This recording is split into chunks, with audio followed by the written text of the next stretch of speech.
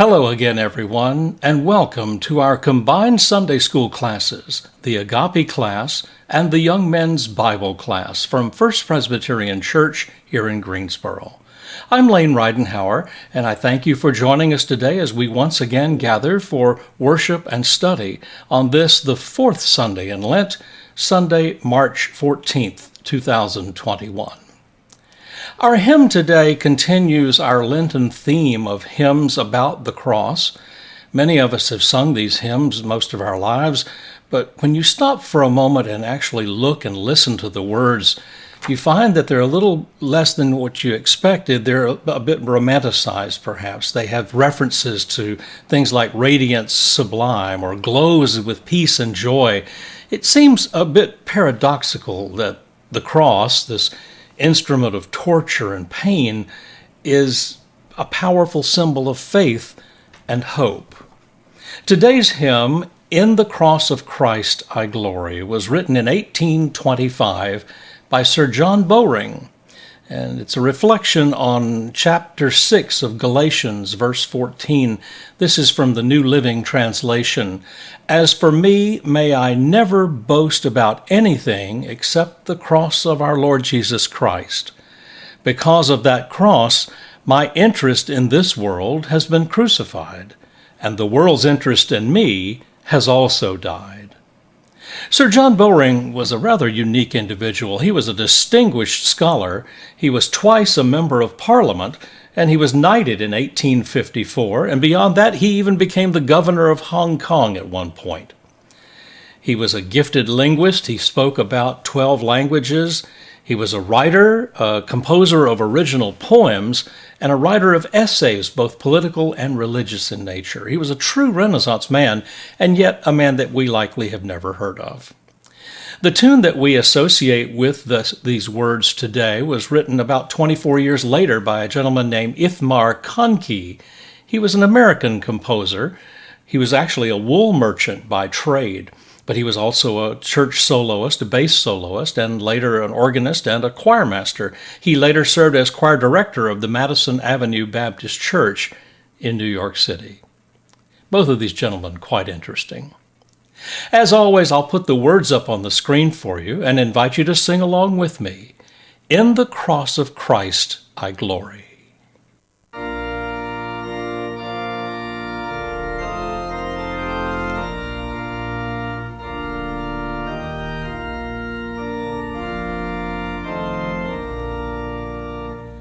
In the cross of Christ I glory, towering o'er the wrecks of time. All the light of sacred story gathers round its head sublime. When the woes of life o'ertake me, hopes deceive and fears annoy, never shall the cross forsake me, though it close with peace and joy. When the sun of bliss is beaming light and love upon my way, from the cross the radiance streaming adds more luster to the day. Bane and blessing, pain and pleasure by the cross are sanctified. Peace is there that knows no measure, joys that through all time abide.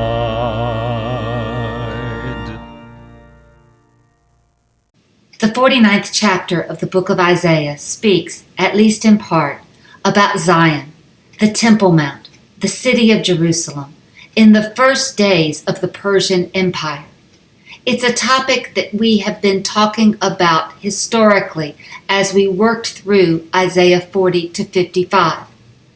But when I get to this particular chapter, it reminds me of T.S. Eliot's poem, The Wasteland, at least the first lines of that poem, because it's a work about brokenness and about people trying to find their way back from suffering, from their endured pain, whether it be a personal pain or, given that this is a post-World War I poem, their corporate pain. Listen to these words. April is the cruelest month, breeding lilacs out of the dead land, mixing memory and desire, stirring dull roots with spring rain. Eliot is reminding us that learning to live again after loss, whether it be from the carnage of war or something far more intensely personal, is never an easy task. Moving through life's shocks and agonies, even when new things are eventually stirring, is a slow and challenging and sometimes cruel process. We know that we are all, in our own ways, marked by losses. Thus, when the prophet in Isaiah returns in chapter 49, verse 13, to the promise of comfort that we heard at the outset of our study in chapter 40, the celebratory tones of singing can be difficult to hear, much less feel. Sing for joy, O heavens, and exult, O earth. Break forth, O mountains, into singing, for the Lord has comforted God's people and will have compassion on the suffering ones. Should we be surprised when not everybody arrives at this kind of celebratory point? Should we be shocked when verse 14 immediately follows in an entirely different tone? But Zion said, "The Lord has forsaken me. My Lord has forgotten me." Forsaken and forgotten are choices that the New Revised Standard Version translators make. The first verb here is azab. It means left, departed, or abandoned. It is stark, and it is trying to convey a complete sense of loss and emptiness. But it is more than just the feeling of God having left, because the second verb, shakach, expresses that God has failed to remember that the people ever were, much less that they still are. There is in this verse a sense of resignation to a world of complete and total devastation, an acceptance that all that the person or the nation thought themselves to be no longer exists. It's an emotional trauma that taps into a fear deeply rooted within many of us. I think about an old cemetery in this regard. The grounds could be famous, or they may just be one of those cemeteries on a piece of family land or in a churchyard. But when you look at those headstones, they mark a life that once was, but is now gone. And for many of the oldest headstones, you can no longer make out the names or the dates. Here was always a child, but perhaps a spouse, a parent, a sibling, a cousin, a friend, or some combination of many roles to many different people. Here was a life that came and went. What do we, generations later, get to know of that life? What is that life once the memories of those immediate to the person have faded? Was it a life full of days and memories? Was it a life cut off too short? No matter what that life was, there is this human desire to mark it in some sort of lasting way. Will etching a name into rock accomplish that feat? Will passing on DNA to a future generation? I think of Elie Wiesel and how he talked about during and following the Holocaust, the necessity of writing stories down, sharing memories, to keep in some way alive who all those lost were. Here in this text, we're speaking of many lives because we are talking about the picture of the ruined city itself, a place that was once bustling with people, now a hull of what it once was, a heap with its burned out center where the temple and the palace once stood. Even if the material structures of that city are rebuilt, does one ever forget the destruction if you lived through it? Does the history ever remove that hollowed out, burned out place? How do you commemorate for a long period of time the lives lost in that place? To illustrate, I think, what about the people of Hiroshima? Do we still notice the wisps of memory and loss that persist in that place where the bomb went off? Do the people who live in Lower Manhattan walk past the footprint of the towers without something in the back of their minds recalling September 11th, 2001, and the stench of dust and fire and fuel that hung in the air, and all of the posters that were throughout this area looking for the lost? It makes me ask, can this poet in Isaiah move people to see God as present in Zion again? Or will there always be a core of loss right at the heart of who they are? Look at the image that the poet chooses to explore this idea. Can a woman forget her nursing infant, be without compassion for the child of her womb? The writer goes for one of the most fundamental bonds we know as humans and asks us to imagine if there is any way that a woman can ever let go of that attachment.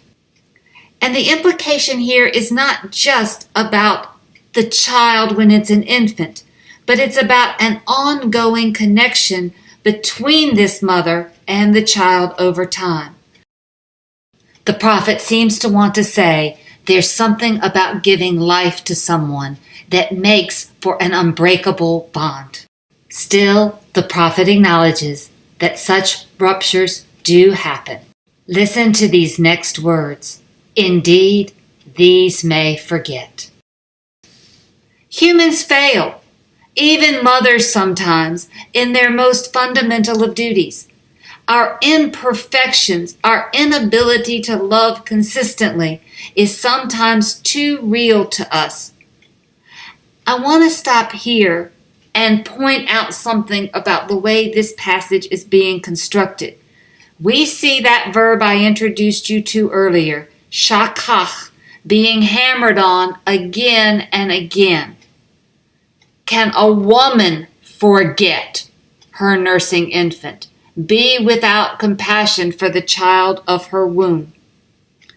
Indeed, these may forget. The repetitiveness underscores the profound sense of erasure that the people were experiencing. It's more than abandonment. They have been disappeared. They have ceased to be in any real way, unmoored and untethered from their city and this God. Their identity itself is in question. It is a loss that should resonate within us because we have all asked this question at some point and in some way when we have suffered losses. Who am I if I am not my parents' child? Who am I if I am not a spouse? Who am I if I am not a parent? Our sense of self gets shaken to our bones when we lose someone close. But then, in this text, God weighs in. Yet I will not forget you, God says. You can also translate it, but I have not forgotten you.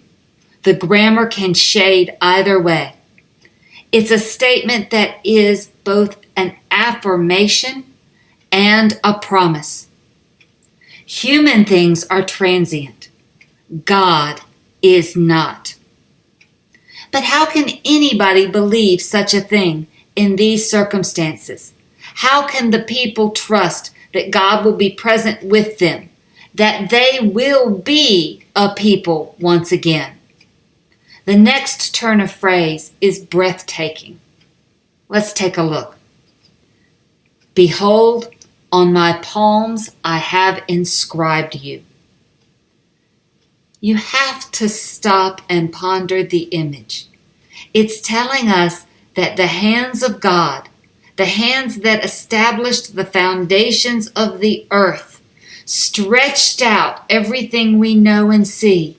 The mighty hands of God who brought the people out of bondage. These hands are, in this phrase, linked permanently to this people. That linkage comes by imagining what we see when our hands are moving. Everything we do with our hands is before our eyes.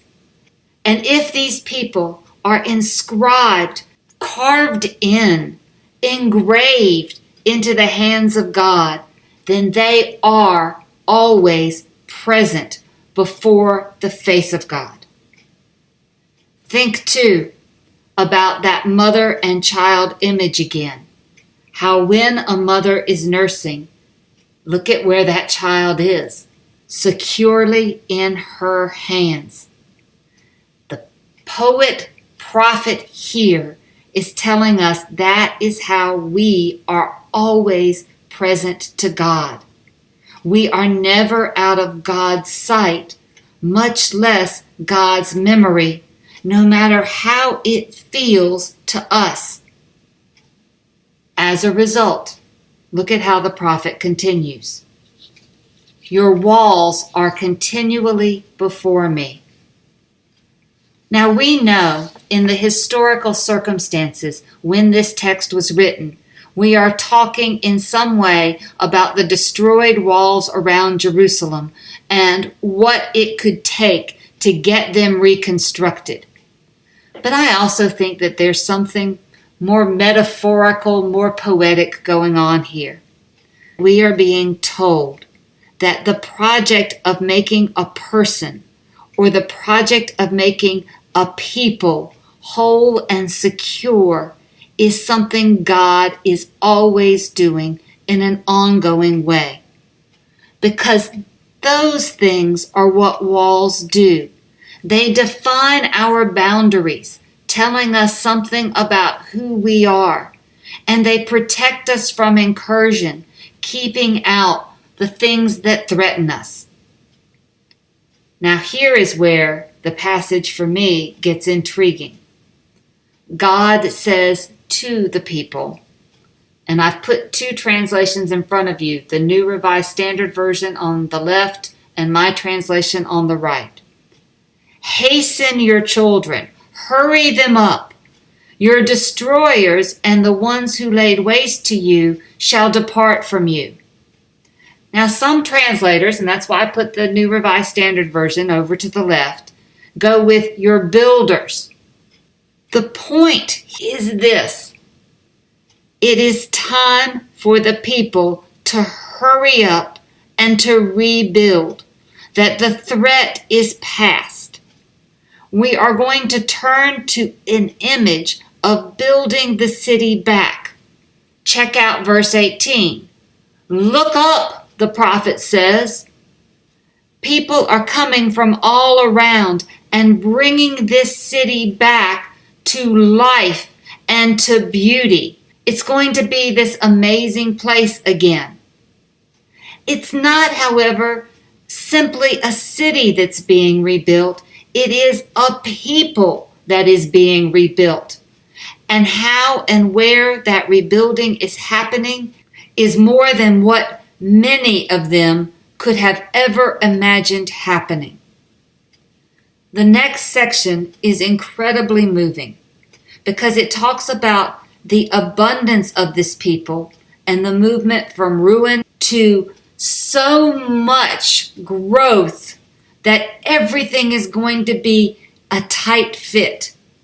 This wasted and devastated space, the poet is going to tell us, is where something extraordinary is already happening.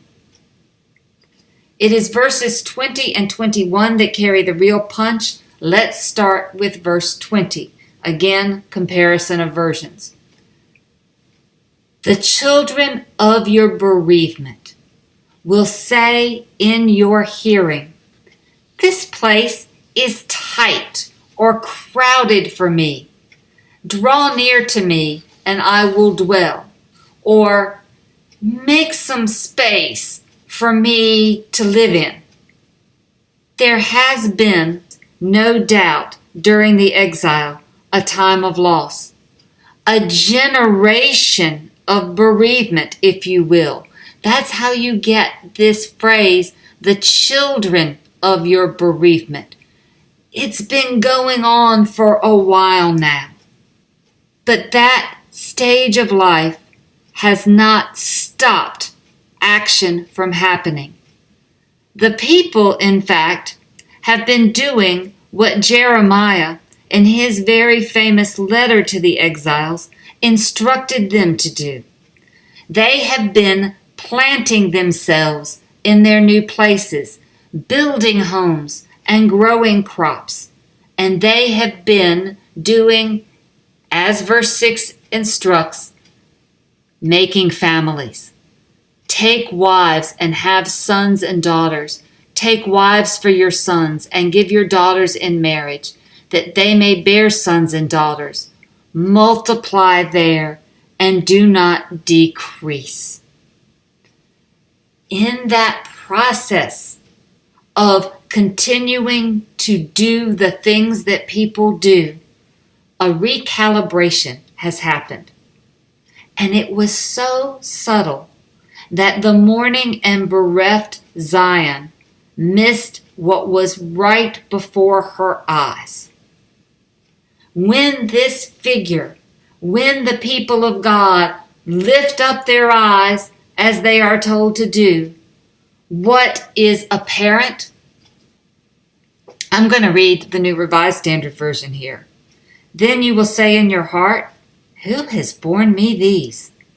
I was bereaved and barren, exiled and put away. So who reared these? I was left all alone. Where then have these come from?" What do we learn from this amazing verse? First of all, we get that the people of Israel is still standing and that Zion still exists. Where there was thought to be nothing but emptiness, there is instead fullness. The questions the prophet shows Zion posing are key here. Let me go from the last one first. Where have all these people come from? When I hear this question, my mind always goes to the end of the movie, Field of Dreams. You may remember the plot. The protagonist, the young farmer Ray, has heard a voice telling him, "If you build it, he will come." And he understood the building to be plowing up part of his cash crop, corn, and constructing a baseball diamond. He didn't anticipate that some dead baseball heroes like Shoeless Joe Jackson were going to show up, desperate from whatever other side there was, to still play the game that they loved. Nor did he anticipate that he was going to be under threat of losing his home because he had plowed under his cash crop. But he created this strange and magical place. Unfortunately, at least initially, not everybody could see what was unfolding on this field.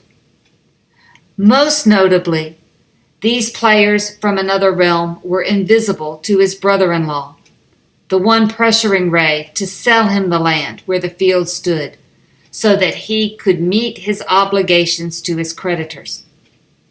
After some drama, however, the brother-in-law suddenly has his blinders lifted, and he notices all of these baseball players. And he says, "When did all these ball players get here?" Everybody laughs a little because they have been so obvious to everybody else. Now, the statement from the prophet in Isaiah is a bit more stark, but there is a similarity to it. I was left all alone. Where then have these people come from? Sometimes when we feel cut off and isolated, bereft and bereaved, we can miss that life is still happening all around us. This is not a blame statement. It doesn't have embedded in it the idea that you should have seen all of this happening. Instead, there is a wonder, an incredulousness, an amazement when the new thing finally becomes apparent. It is a signal that life has gone on, and it is a signal that there is another chapter for you. It is that first moment, for instance, post the death of a loved one, that you manage to hear their name and smile instead of cry. It is the first time after the loss of a job that you see new opportunities as truly possible. It's the recognition of the proverbial open window when the door is shut in your face. But it is the two other questions that I find fascinating as well. And you will say in your heart, "Who has borne me these? Who has reared them?"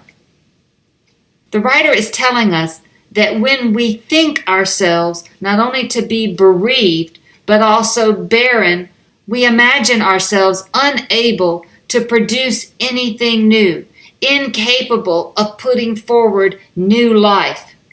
How then can children happen? And who manage to bring them up and to give them a sense of who they were? It is confounding and it can be confusing.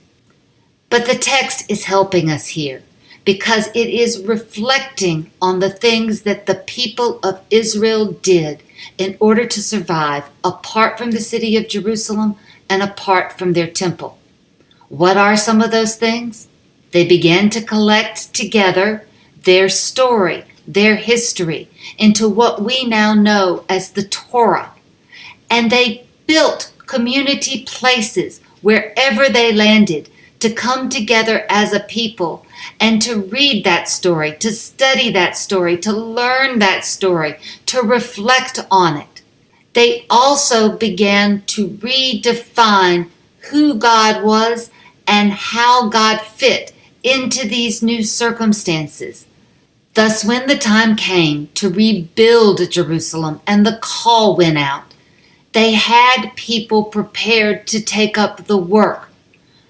But it was a new generation of people, a generation that was created for this work, both by blood and by this story.